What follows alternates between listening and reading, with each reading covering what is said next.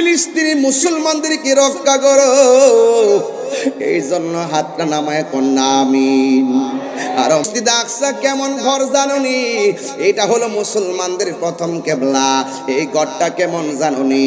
ওই দেশের মধ্যে বহুত নবীগণ হিজরত করে গেছে, আশেপাশে ওই নবীদের মাজারের অভাব নাই। সবচাইতে বড় কথা কি জানোনি? কারণ এই মসজিদটা এমন মসজিদ, যেই মসজিদে আমার নবী মেরাজে যাওয়ার সময় 2 রাকাত নামাজের ইমামতি করেছেন। আমার নবীর পিছে 1,24,000 পয়গম্বর মুক্তাদি হয়ে নামাজ আদায় করেছে। যদি এই মুহূর্তে ফিলিস্তিন যাওয়ার প্রয়োজন হয়, নামের তালিকা করে নামটা লিখে ফেলবেন। কারণ এমন একটা সময় চলতেছে, রাতের বেলা সেহরি খাইতে পারি না, ইফতারের সময় মুখে ইফতার ঢুকে না। কারণ ফিলিস্তিনের পরিস্থিতিরা বেশি ভালো না রে। ইসরায়েলের গুন্ডা বাহিনীরা যেইভাবে মুসলমানদেরকে মারতেছে, আমরা বিশ্বের মুসলমান একটা দেহের মতো, আমরা সবাই ঐক্যবদ্ধ হওয়া লাগবে। আমরা সেহরি খাইয়া ইফতার করি, আর ফিলিস্তিনের মানুষগুলা সেহরি নাই, ইফতার নাই, তারাবি পড়ে।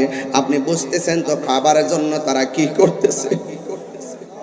এরা মুসলমান, এরা মুসলমান। ছোট ছোট বাচ্চাগুলো কেমনে কান্দে গো!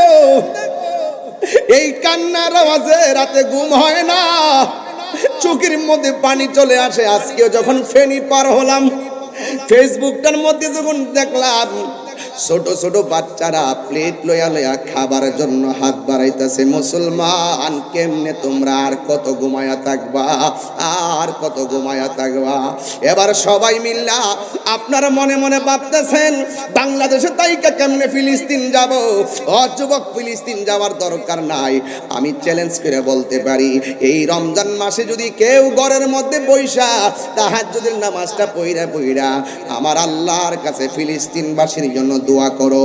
আর আল্লাহকে যদি আমরা এইভাবে বলি, আল্লাহ, ও আল্লাহ গো, তোমার খানায় কাবা যেমনে ধ্বংস করতে আসছিল আব্রাহার বাদশাহ, হস্তি বাহিনী যখন নিয়ে আইছিল, তখন কিন্তু ওই কাবাগরের চত্বরে যেই মুসলমানরা ছিল, যেই মানুষগুলা ছিল, তারা আল্লাহর কাছে দোয়া করছিল, আল্লাহ আপনার ঘর আপনি রক্ষা করেন। আপনি কিন্তু আবাবিল পাখি পাঠাইয়া ওই ঘরটা রক্ষা করেছেন। আমার তো মনে হয় এই চট্টগ্রামের মানুষ তাহাজ্জুদের নামাজ পড়িয়া যদি আমার আল্লাহরে ডাক দিয়া কোন আল্লাহ